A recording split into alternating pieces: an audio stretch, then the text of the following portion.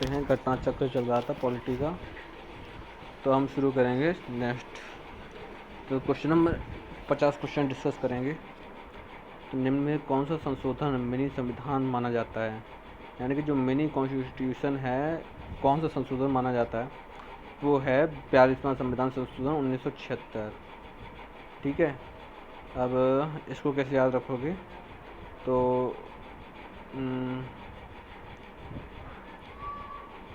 MN 26, अब इसको याद रखो। M मतलब 13, 3 में से 1 गया 2। ठीक है, 42 संविधान संशोधन 1976 को मिनी संविधान माना जाता है। संविधान संशोधन के तहत प्रस्तावना के साथ साथ संविधान के कई अनुच्छेदों में संशोधन किया गया था। भारत को एक गणराज्य मुख्य रूप से इसलिए माना जाता है क्योंकि राज्याध्यक्ष का चुनाव होता है, या उसे 15 अगस्त 1947 को सूचना मिली थी इसलिए, या उसका अपना लिखित संविधान है, या उसकी सरकार संसदीय प्रणाली के अनुसार है। देखो, तो भारत को एक गणराज्य मुख्य रूप से इसलिए माना जाता है क्योंकि राज्याध्यक्ष का चुनाव होता है। ठीक है, राज्याध्यक्ष का चुनाव होता है, इसलिए इसको गणराज्य माना जाता है। काफ़ी बार ये क्वेश्चन आया है। ठीक है, एक्सप्लेनेशन देखते हैं। भारत को एक गणराज्य इसलिए माना जाता है क्योंकि यहाँ राज्याध्यक्ष का चुनाव होता है। भारत में राज्याध्यक्ष का पद वंशानुगत नहीं होता है, बल्कि वह जनता द्वारा चुने गए जनप्रतिनिधियों के द्वारा एक निश्चित अवधि के लिए चुना जाता है। ठीक है, जो हर 5 साल में बदलता है, अगर जनता को पसंद नहीं आया तो। भारतीय गणराज्य में वास्तविक कार्यकारी प्राधिकार निम्न में से किसके पास होता है?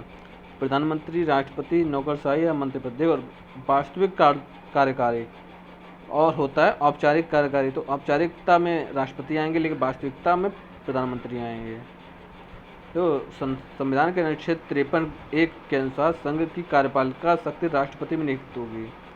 भारत में राष्ट्रपति कार्यपालिका का संवैधानिक तथा औपचारिक प्रमुख होता है, परंतु वास्तविक कार्यकारी प्राधिकरण प्रधानमंत्री सहित मंत्रिपरिषद को प्राप्त रहता है। अनुच्छेद 74 के अनुसार राष्ट्रपति अपनी शक्तियों का प्रयोग मंत्रिपरिषद की सलाह पर करेगा। ठीक है, अब इसको कैसे याद रखोगे? राष्ट्रपति। ठीक है, R 17 18।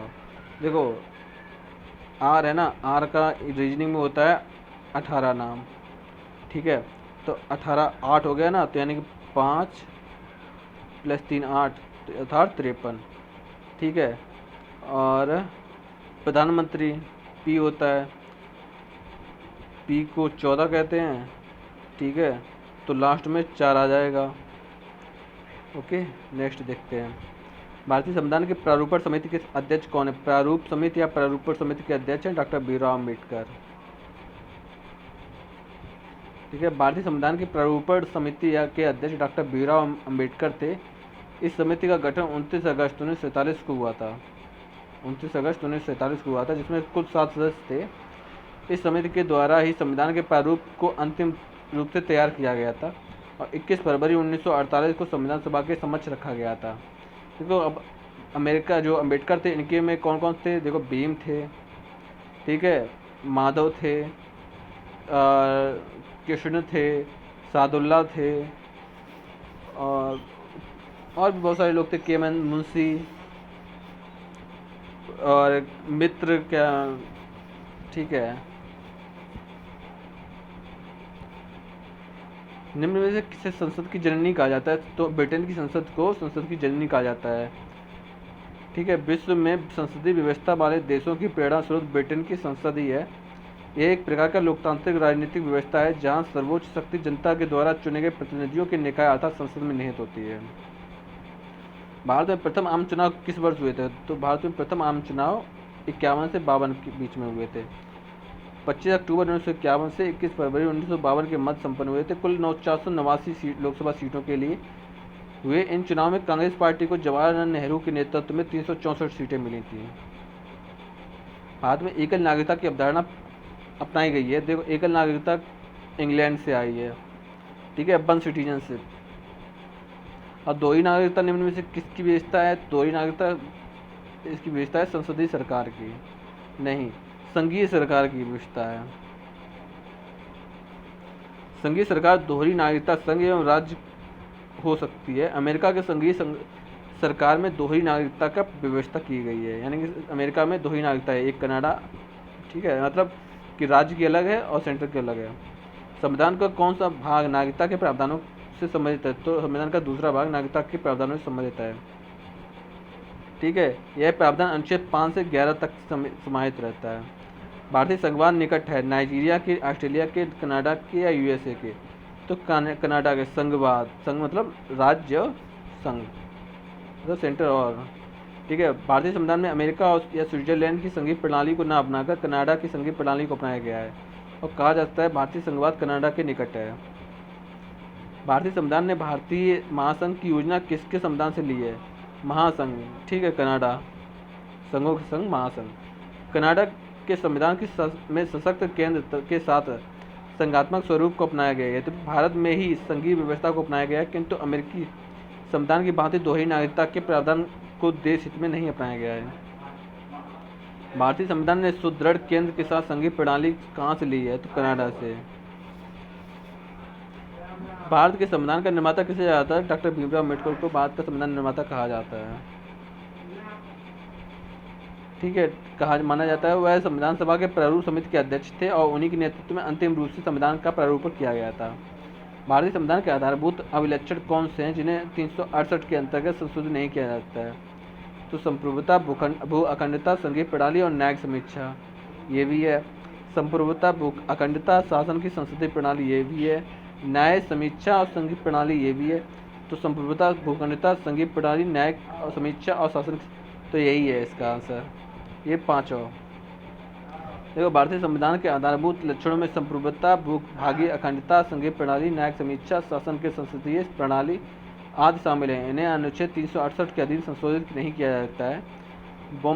बम्बई केस में उच्चतम न्यायालय ने इन्हें संविधान के आधारभूत लक्षणों में प्रभावित किया था। निम्न में से यूएसए के संविधान की विशेषताएं कौन सी हैं जो हमारे संविधान के निर्माताओं द्वारा ग्रहण की गई? तो न्यायिक समीक्षा है, मौलिक अधिकार है, उच्चतम न्यायालय है और उच्चतम न्यायालय के न्यायाधीशों को हटाना, ये सभी है, ठीक है। अब देखते हैं एक्सप्लेनेशन। यूएसए संविधान, अमेरिकी संविधान से भारतीय संविधान के निर्माताओं द्वारा न्यायिक समीक्षा ली गई, मौलिक अधिकार, संविधान की सर्वोच्चता ली गई, उपराष्ट्रपति से बाधित व्यवस्था ली गई है, न्यायिक पुनरावलोकन, ये राष्ट्रपति व उच्चतम न्यायालय के न्यायाधीशों को हटाने की प्रक्रिया, ठीक है, यानी महाभियोग प्रक्रिया भी यूएसए से ही आई है। हमारे संविधान में न्यायिक समीक्षा की धारा किस देश से संविधान से ली गई? न्यायिक समीक्षा यूएसए से, ठीक है। विश्व में सबसे बड़ा संविधान है भारत का, ठीक है। भारत का संविधान विश्व का सबसे बड़ा संविधान है। इसमें 395 अनुच्छेद, 8 अनुसूचियां थीं। वर्तमान 395 अनुच्छेद और 12 अनुसूचियां हैं और 22 भाग भी। किस राज्य के मामले में संसदीय संगीत सूची में दिए गए विषयों पर केवल राज्य से परामर्श करके ही विधि निर्माण कर सकती है? ठीक है, तो वो है जम्मू कश्मीर। संविधान के 370 के तहत संसद संघ सूची और संबंधित सूची के विषयों को जम्मू कश्मीर राज्य के मामलों में केवल राज्य सरकार के परामर्श करके ही विधि का निर्माण कर सकती है। लेकिन अब ये सब बदल चुका है, 370 हट चुकी है। संविधान का अनुच्छेद 370 किस राज्य पर लागू होता है? जम्मू कश्मीर पर लागू होता था, लेकिन अब लागू नहीं होता है। कोई व्यक्ति भारतीय नागरिक नहीं होगा यदि वह विदेश से 5 वर्ष से अधिक रह रहा हो, विदेशी न्यायालय द्वारा दंडित किया गया हो या स्वेच्छा से दूसरी नागरिकता को ग्रहण कर सकते। तो यही सही है। जो इंसान स्वेच्छा से दूसरी नागरिकता ग्रहण कर लेगा तो उसकी ऑटोमेटिक भारत से नागरिकता समाप्त हो जाएगी। संविधान के अनुच्छेद 9 में दिए गए नागरिकता संबंधी उपबंध मात्र उन लोगों से संबंधित हैं जिन्होंने इसके प्रारंभ होने पर पूर्व किसी विदेशी राज्य की नागरिकता प्राप्त कर ली थी। संविधान लागू होने के उपरांत नागरिकता के प्राप्ति समापन के संबंध में पूर्ण व्यवस्था नागरिक अधिनियम में दी गई है। भारतीय नागरिकता अधिनियम 1995 की धारा 9 के अनुसार दूसरे देश की नागरिकता स्वीकार करने पर धारा 10 के अनुसार केंद्र सरकार द्वारा लोकहित में नागरिकता का समापन किया जा सकता है।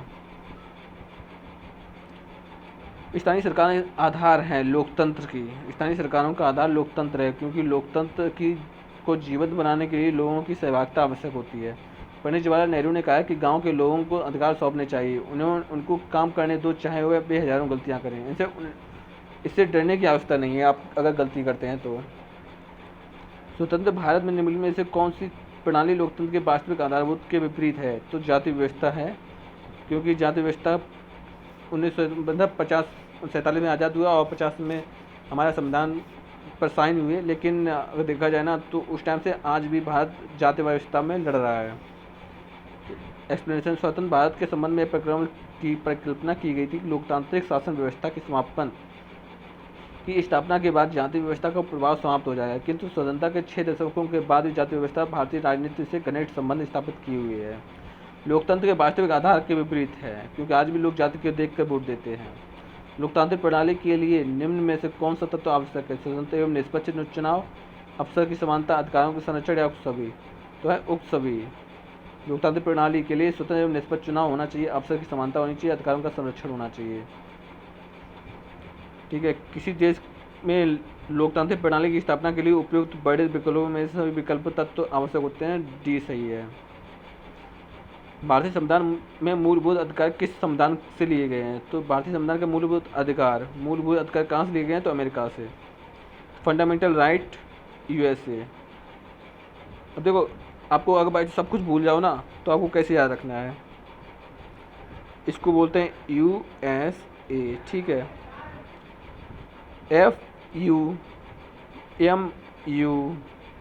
चाहे ऐसे लिखो चाहे FU ऐसे लिखो, तो इसको उठा लो, USA कर दो। ठीक है, तो अमेरिका संविधान से लिए गए वर्तमान हमारे संविधान में 6 मौलिक अधिकार वर्णित किए गए हैं। नागरिक समता का आशय क्या है? नागरिक समता का आशय है अवसर की समानता, कानून की समझ ये सब नहीं है, धन का समान वितरण भी नहीं है, राज्य के मामलों में भागीदारी का समान वितरण भी नहीं है। समानता मतलब अवसर की समानता।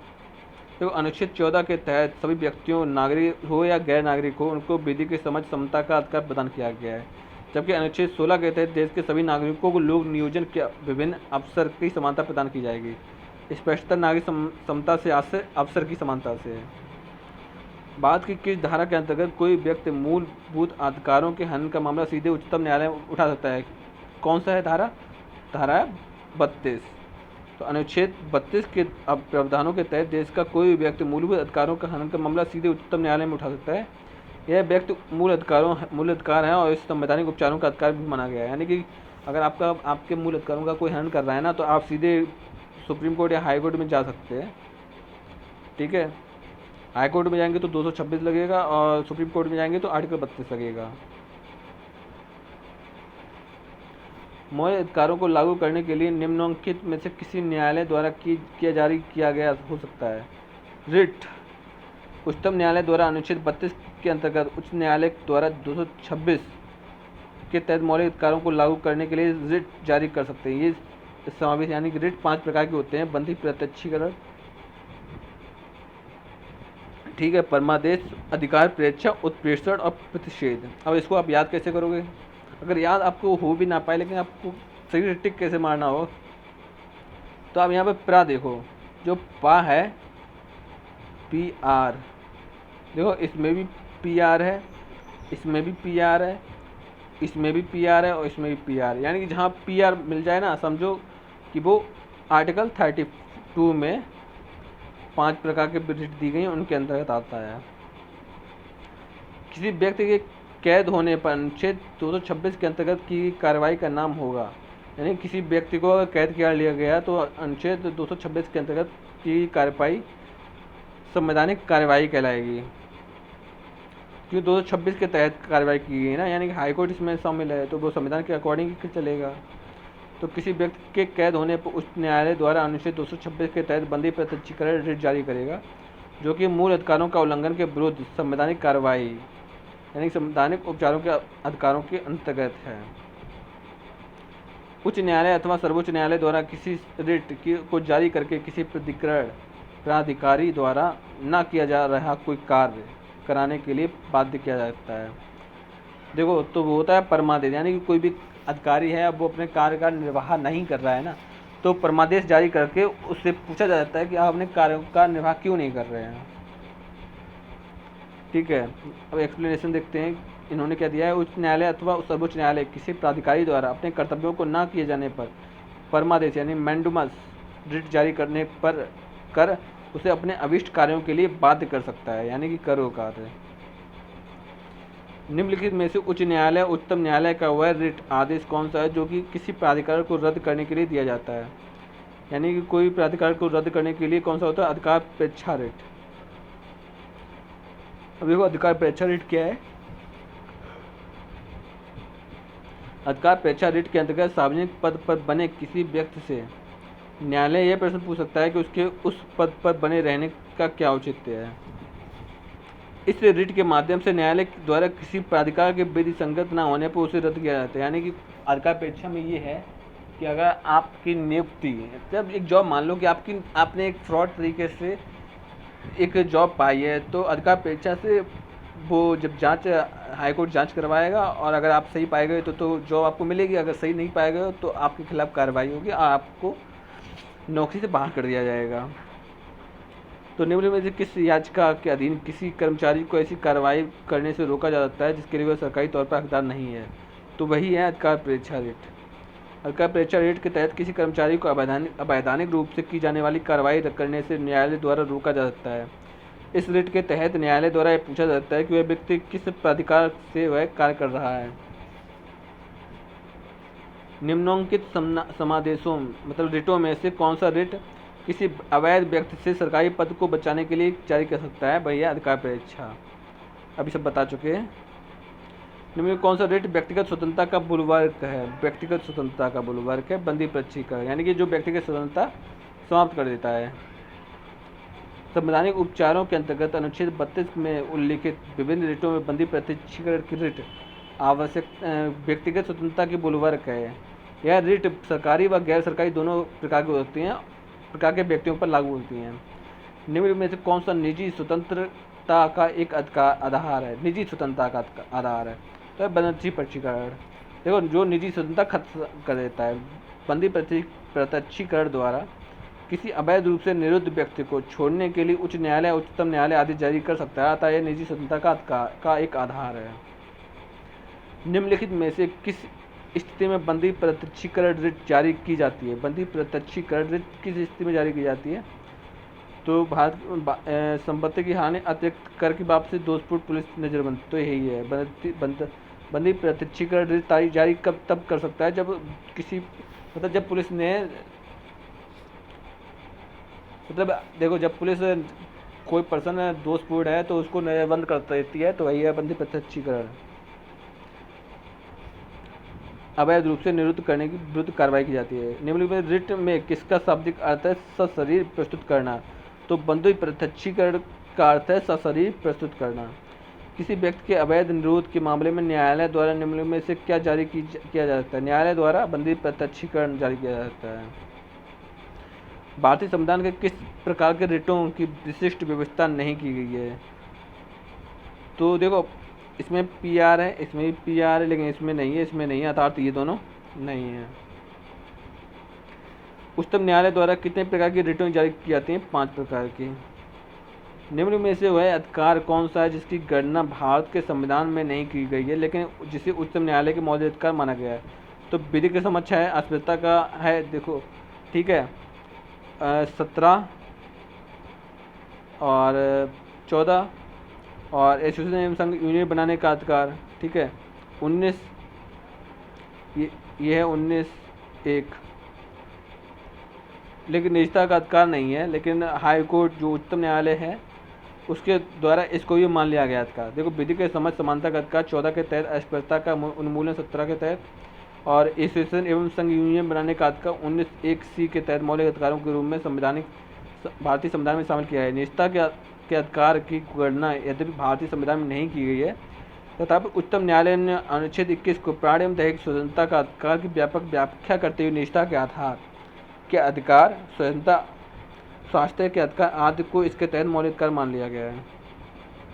भारतीय संविधान के मौलिक अधिकारों के अंतर्गत इनमें से क्या शामिल है? 62 की स्वतंत्रता है। विधि की समझ समानता का अधिकार, ये भी संवैधानिक उपचारों का अधिकार, ये भी समान कार्य के लिए समान वेतन, ये नहीं है। लेकिन इसकी देखो क्या होता है, दिए गए विकल्पों में समान कार्य के लिए समान वेतन भारतीय संविधान में राज्य के नीति निर्देशक तत्व के तहत अनुच्छेद 39(d) के अंतर्गत शामिल है, लेकिन ये मौलिक अधिकार नहीं है। अन्य तीनों के विकल्पों में 62 की स्वतंत्रता 19(1) के तहत है जिसे वाक स्वतंत्रता बोलते हैं। विधि की समझ अनुच्छेद 14 है और संवैधानिक उपचारों का अधिकार अनुच्छेद 32 है। ये सभी ये तीनों ही मूल अधिकार हैं, लेकिन ये जो है वो है आर्टिकल 39 नीति निर्देशक तत्व में, DPSP में। निम्नलिखित में से कौन सा जोड़ा अनुकूलन नहीं है? अनुच्छेद 14 विधि के अनुसार समता ठीक है, समान अवसर ठीक है, 17 उपाधियों का समापन ये गलत है क्योंकि इसमें अस्पृश्यता ठीक है। नेक्स्ट देखते हैं उपाधियों के समापन। देखो उपाधियां दी जाती हैं और ख़त्म भी की जाती हैं 18 में। निम्न में से कौन सा वह अधिकार कौन सा है जिसकी गणना भारत के संविधान में नहीं की गई लेकिन उच्चतम न्यायालय ने उसे मौलिक अधिकार बताया है? यानी कि वह कौन सा अधिकार है जिसकी गणना भारत के संविधान में नहीं की गई लेकिन उच्चतम न्यायालय ने उसे मौलिक अधिकार बताया? जीवन का अधिकार, सार्वजनिक रोजगार के मामलों के अवसर की समानता, यही, और व्यक्तिगत स्वतंत्रता का रक्षण, स्थायी आवास, ये है सही। तो जीवन का अधिकार अनुच्छेद 21 के तहत सार्वजनिक रोजगार के मामलों के अवसर की स्वतंत्रता का अवसर की समानता, अनुच्छेद 16 के तहत व्यक्ति स्वतंत्रता का 19 के तहत भारतीय संविधान में मौलिक अधिकार है। उच्चतम न्यायालय ने 21 की व्यापक व्याख्या करते हुए स्थायी आवास या आश्रय प्राप्त करने के अधिकार को मौलिक अधिकार माना है। भारतीय संविधान के अनुसार जीवन का अधिकार है एक मौलिक अधिकार। निम्नलिखित में से कौन सा अधिकार अभी भारतीय संविधान द्वारा मौलिक अधिकार के रूप में नहीं दिया गया है? तो निम्नलिखित में से कौन सा अधिकार अभी भारतीय संविधान के द्वारा मौलिक अधिकार के रूप में नहीं दिया गया है? समानता, देखो संपत्ति का अधिकार है जो पहले 31 में था लेकिन अब 301 में कर दिया गया है। ये पहले मौलिक अधिकार था, अब विधिक अधिकार है ठीक है। बाकी सब तीनों मौलिक अधिकार हैं। और ये कब किया गया था? 44वें संविधान संशोधन 1978 के तहत संशोधन हुआ था उस टाइम। किसी संविधान संशोधन अधिनियम द्वारा संपत्ति का अधिकार 44वें संविधान संशोधन था, उसमें संपत्ति का अधिकार को मूल अधिकार हटा दिया गया। अब इसको कैसे याद रखोगे?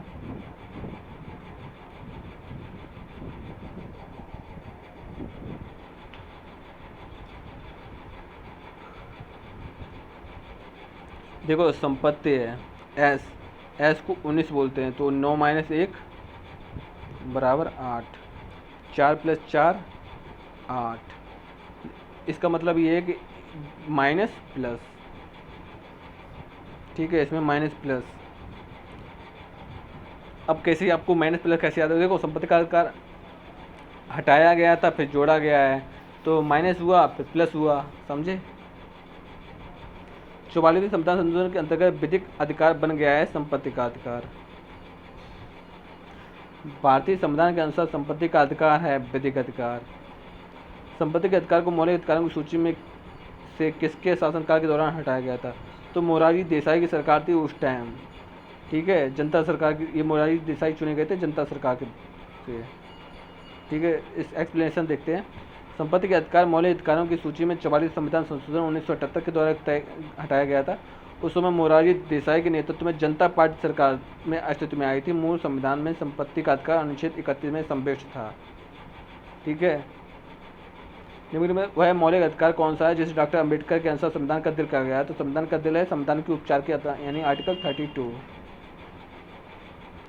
ठीक है। यह मूल अधिकार के 5 प्रकार की रीटों ठीक है। ट्रिपल मतलब PR याद रखो, और ठीक है उच्चतम न्यायालय में 226 के आधार हैं रेट हैं। ओके बस इतना ही रखते हैं आज ठीक है। उम्मीद है 50 क्वेश्चन पूरे हो गए, आज का टारगेट कंप्लीट है।